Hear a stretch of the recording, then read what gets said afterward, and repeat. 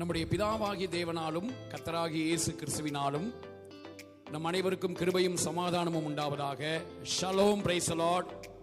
கர்த்தர் நல்லவர். நாம் இந்த நாட்களில் அடித்து இறங்குகிற தேவன் அப்படிங்கிற தலைப்பில் நம்ம ஆண்டோடைய வார்த்தையை நம்ம கவனிச்சுட்டு இருக்கோம். வெளிப்படுத்தின விசேஷத்துல நான் இயேசபேலை அவளை அடிப்பேன், அவளை கொல்லுவேன் அப்படின்னா சொல்லப்பட்டிருக்கு இல்லையா? அதெல்லாம் அதாவது குறியீடுகளாக சொல்லப்பட்டது. நீங்க அதை எழுத்தின்படி லிட்டரலா, ஓ இயேசபேல் அடிச்சாரு, இன்னைக்கு நீ தப்பு செய்யறியா, ஒன்னு அடிப்பாரு கொல்லுவாரு அப்படின்னா சொல்லக்கூடாது. சரிங்களா? வெளிப்படுத்தின விசேஷத்தை புரிஞ்சுக்கணும். வெளிப்படுத்தின விசேஷம் அடையாளங்களின் புத்தகம். அது அங்க இயேசபேல்னு சொல்லப்பட்டிருக்கிறது என்ன தெரியுமா? இந்த பாவம், அதோட சேர்ந்து இருக்கிற மதம். அங்க மெயினா சொல்லப்பட்டிருக்கிறது மதம், ரிலிஜியன். சோ இதெல்லாம் ஆண்டவர் அடிக்கிறார். சரி, இப்போ அஞ்சாவதா நம்ம கவனிக்க வேண்டிய விஷயம், அஞ்சாவது குறிப்பு, இறங்க வைக்கும் கிருபை. ஆண்டவர் நான் இறங்குவேன் அப்படின்னு சொல்றார். என் கடும் கோபத்தினால் உன்னை அடித்தேன், ஆனாலும் என்னுடைய கிருபையினால் நான் உனக்கு இறங்குவேன்னு சொல்றேன். இறங்குவேன்.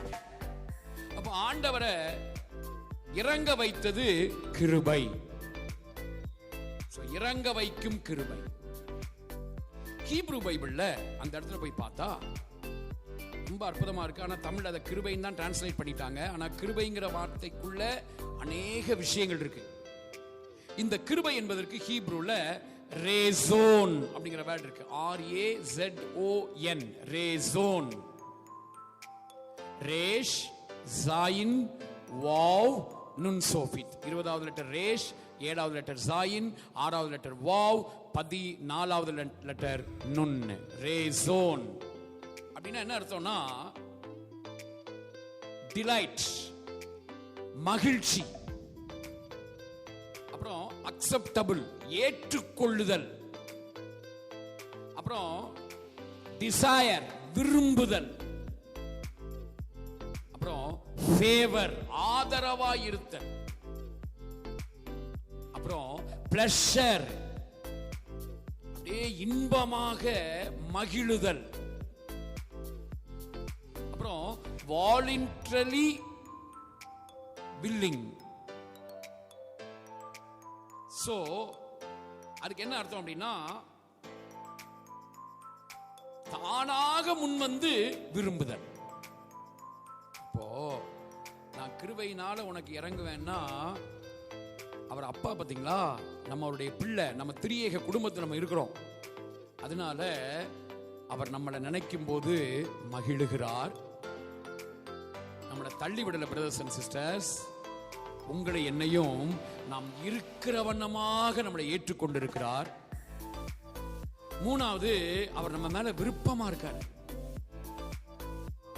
இப்படி நம்ம மேல அவர் இறங்குறதுக்கு காரணம் நம்முடைய பரிசுத்தம், நம்முடைய நீதி இல்ல, அவர் நம்ம மேல வச்சிருக்கிற விருப்பம். அடுத்தது ஃபேவர், நமக்கு ஆதரவா இருக்கார். அது மட்டும் இல்ல, அவர் நம்ம மேல நமக்கு ரொம்ப அவர் நம்மளை அவர் எப்படி நினைக்கிறார்னா, நம்மள ரொம்ப இன்பமா. அனாதி வானங்களை படைச்ச தேவனுக்கு சூரியன், சந்திரன், நட்சத்திரங்கள்லாம் இருக்கும்போது அவர்கிட்ட, ஐயா உங்களுக்கு இன்பம் கொடுக்கக்கூடியது யாருன்னா என் பிள்ளை, என் மகன், என் மக அப்படின்னு உங்களை என்னையும் தான் அவர் கை காட்டுவார். அவர் தான் நம்ம தான் அவருக்கு இன்பமா. அதனாலதான் மனுஷன் விழுந்தப்ப கூட அவன் இல்லாம அவரால் இருக்க முடியலங்க. ஏதேனை விட்டு அவன் வெளியே வந்தப்போ அவரும் வெளியே வந்துட்டாரு. மனுஷ வாசனை இல்லாம அவரால் இருக்க முடியல. அது மட்டும் இல்லைங்க, தானாக முன் வந்து நம்மை விரும்புகிறார்.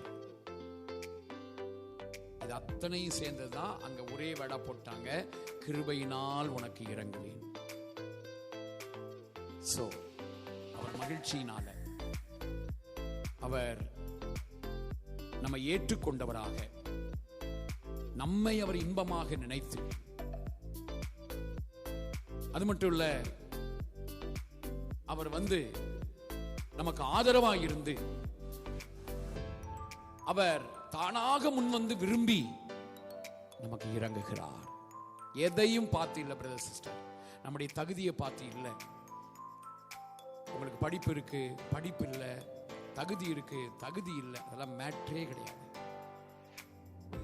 நான் ஒரு நிர்பந்தமான நிலைமையில் இருக்கேன், நான் வாழ்க்கையில் நான் வழுக்கி விழுந்துட்டேன், அதெல்லாம் அவருக்கு மேட்ரே இல்லை. அந்த விழுந்த இடத்துக்கு இறங்கி வருவார் அவரு. ஏன்னா உங்களை அவர் தானாக முன் வந்து உங்களை விரும்பிட்டாரு. நீங்க எந்த அடியாழத்துக்குள்ள இருந்தாலும் அந்த உளையான சேற்றுக்குள்ள இறங்கி வந்து தூக்கி தம்முடைய இரக்கத்தை காண்பிப்பார். இதுதான் கிருபையினால் இறங்கு. சரி, ஆறாவது ஒன்றே ஒன்று அப்படின்னா தலைப்பே அதான், ஒன்றே ஒன்று. நம்ம செய்ய வேண்டிய ஒன்னே ஒண்ணு என்ன? இது எல்லாத்தையும் நம்ம அறியணும், அனுபவிக்கணும் அப்படின்னா நம்ம செய்ய வேண்டிய ஒன்னே ஒண்ணு என்னங்க? என்ன செய்யணும்? இந்த கிருபை அப்படிங்கிற அந்த இடத்துல, என்னுடைய கிருபையினால் நான் உனக்கு இறங்குவேன் இடத்துல ரேசோன் அப்படிங்கிற வேர்ட் இருக்கு இல்லையா? ரேஷ் ஜாயின் வாவ் நுன், ரேசோன். இந்த ரேசோன் என்பதற்கு அந்த ரேஷ் ஜாயின் வாவ் நுன், ரேஷ் 20வது லெட்டர், ஜாயின் 7வது லெட்டர், வாவ் 6வது லெட்டர், அப்புறம் நுன் 14வது லெட்டர். இதனுடைய ஆர்டினல் கார்டினல் போட்டீங்கன்னா, சிங்கிள் கிடையாது, ஆர்டினல் கார்டினல், அப்படியே பிளைன் ஆர்டினல் கார்டினல் போட்டா ஆர்டினல் 47 வரும், கார்டினல் 263 வரும், 263. இந்த ரெண்டை நீங்க சைடுல கூட்டினீங்கன்னா 11 வரும். என்னங்க செய்யறது? நம்ம செய்ய வேண்டிய ஒன்றே ஒன்று என்ன? இந்த 11 என்பது மணவாளன் மணவாட்டி உறவை காண்பிக்கிறது. நம்ம உறவுல இருக்கணும்னு அவர் விரும்புறார், அவ்வளவுதான். உறவை விரும்புகிறார். இதுதான் நம்மை விட்டு எடுபடாத நல்ல பங்கு. இயேசுவை நம்முடைய மணவாளனாக நம்ம அனுபவிக்கணும். நம்மளை அவர் மணவாட்டியா ஏற்றுக்கொள்ள அவர் ஆயத்தமா இருக்கிறார். சோ மணவாளன் சொல்லும்போது ஒரு ஆத்மீக கணவர், ஒரு பெண்ணுக்கு ஒரு கணவர் தான் எல்லாவற்றுக்கும் எல்லாமா இருக்கிறது போல, அவர் நமக்கு மணவாளன் சொல்லும்போது அவர் தான் நமக்கு அப்பா, அவர் தான் நமக்கு அம்மா, அவர் தான் நமக்கு மூத்த அண்ணன், அவர் தான் நம்முடைய நண்பர், அவர் தான் நமக்கு எல்லாம். இப்படி ஒரு நல்ல குமாரனை பிதா நமக்கு அனுப்புனதுக்காக நம்ம பிதாவுக்கு எவ்வளவு நன்றியா இருக்கணும் பாருங்க. சொந்த குமாரனையே நமக்கு தந்தாரே, அவரோட நம்ம உறவாடணும். அதுதான் எடுபடாத நல்ல பங்கு.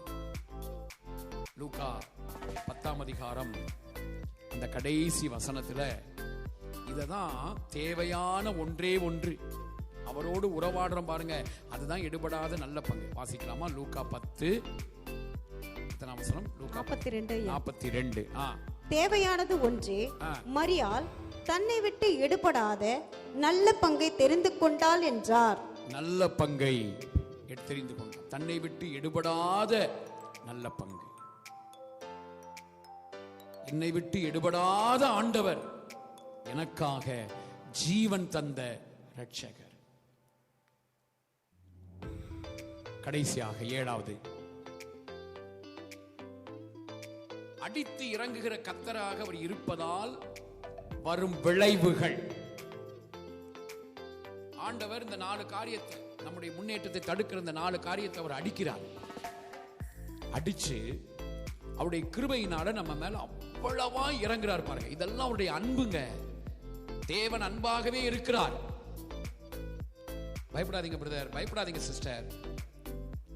உங்களை அவர் அடிக்க மாட்டாரு. இதுவரைக்கும் உங்களை அவர் அடிக்கல, இனிமேலும் உங்களை அடிக்க மாட்டாரு. நீங்க வாழ்க்கையில எங்கேயாவது வழுக்கி விழுந்திருந்தாலும் உங்களை அடிக்க மாட்டாருன்னு நான் சொல்றேன். உங்களை அவர் அடிக்க மாட்டாரு.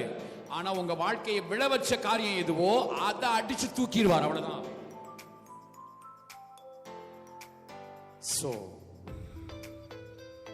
இங்க நம்ம படிக்கிறோம், அந்த விளைவுகள் என்ன அப்படின்னா ரொம்ப சிம்பிள். ஆண்டவர் கடுங்கோபம் கொண்டு இப்படி நம்முடைய முன்னேற்றத்தை தடுக்கிற காரியங்கள் எல்லாம் அடிச்சு அவருடைய கிருபையினால நமக்கு இறங்குறார்ல. அப்படி செய்யும் போது இந்த ஏசாயா 60ஆம் அதிகாரத்தில் சொல்லப்பட்ட அத்தனை ஆசீர்வாதங்களும் நமக்கு சொந்தமாயிரும், அவ்வளவுதான். நீங்க அப்புறமா அந்த ஏசாயா 60ஆம் அதிகாரத்தை படிச்சு நீங்க தைரியமா உரிமை பாராட்டலாம். சில வசனத்தை மட்டும் நான் படிக்க சொல்றேன் பாருங்க. ஏசாயா 60ல 2, 3, 4. ஏசாயா 60 2, 3, 4. இதோ இருள் பூமியையும் காரிருள் ஜனங்களையும் மூடும், ஆனாலும் உன்மேல் கர்த்தர் உதிப்பார், அவருடைய மகிமை உன்மேல் காணப்படும். உன் வெளிச்சத்தினிடத்திற்கும் ஜாதிகளும் உதிக்கிற உன் ஒளியினிடத்திற்கு ராஜாக்களும் நடந்து வருவார்கள். சுற்றிலும் உன் கண்களை ஏறெடுத்துப் பார், அவர்கள் எல்லாரும் ஏகமாய் கூடி உன்னிடத்திற்கு வருகிறார்கள். உன் குமாரர் தூரத்திலிருந்து வந்து உன் குமாரத்திகள் உன் பக்கத்திலே வளர்க்கப்படுவார்கள். இதெல்லாம் நடக்குங்க. ஆண்டவர் நம்மள, அதாவது அங்க அவர் கடுங்கோபம் கொண்டு அடித்து அவர் இறங்கும் போது இதெல்லாம் நம்ம வாழ்க்கையில் நடக்கும். அடுத்து 20லிருந்து 22 வரைக்கும் ஏசாயா 60ல 20வது வசனத்திலிருந்து 22வது வசனம் வரைக்கும் படிக்கும்போது, உன் சூரியன் இனி அஸ்தமிப்பதும் இல்லை, உன் சந்திரன் மறைவதும் இல்லை, கர்த்தரே உனக்கு நித்திய வெளிச்சமாயிருப்பார். உன் துக்க நாட்கள் முடிந்து போம், உன் ஜனங்கள் யாவரும் நீதிமான்களும் என்றென்றைக்கும் பூமியை சுதந்தரிக்கும் குடிகளும் நான் நட்ட கிளைகளும் நான் மகிமைப்படும்படி என் கரங்களின் கிரியைகளுமாய் இருப்பார்கள். சின்னவன் 1000ம் சிறியவன் பலத்த ஜாதியுமாவான். கர்த்தராகிய நான் ஏற்ற காலத்தில் இதை தீவிரமாய் நடப்பிப்பேன். பாருங்க, உன்னுடைய துர்க்க நாட்கள் முடிஞ்சு போகும்னு சொல்றாரு. சின்னவன் 1000ம் சிறியவன் பலத்த ஜாதியுமாவான், தீவிரமா நான் செய்வேன் அப்படின்னு சொல்றாரு. இதெல்லாம் விளைவுகளாக ஆசீர்வாதங்களாக நமக்கு வரும். ஆண்டவரே இதை செய்வாருங்க. நம்ம இதுக்கு எந்த எஃபர்ட் எல்லாம் நம்ம எடுக்க வேண்டியதில்லை, அவரே இதை செய்வார். சோ இந்த கிருபை, அவர் நம்ம மேல கிருபையா இறங்குறார் இல்லையா, இந்த கிருபை நம்மளை எங்க வரைக்கும் கொண்டு போகும்னா அவருடைய வருகை வரைக்கும் நம்மளை கொண்டு போகும். யோசிச்சு பாருங்க, அவர் பாவத்தை அடிக்கிறாரு, மதத்தை அடிக்கிறாரு, அடுத்து மரணத்தை அடிக்கிறாரு, பிசாசு அடிக்கிறாருன்னா அப்ப நம்ம வாழ்க்கையில வர வேண்டிய பரிசுத்தம், சுகம், சுபாவ மாற்றங்கள் எல்லாம் ஆட்டோமேட்டிக்கா நம்ம வாழ்க்கையில அவரால வந்து சேர்ந்துரும் நமக்குள்ள.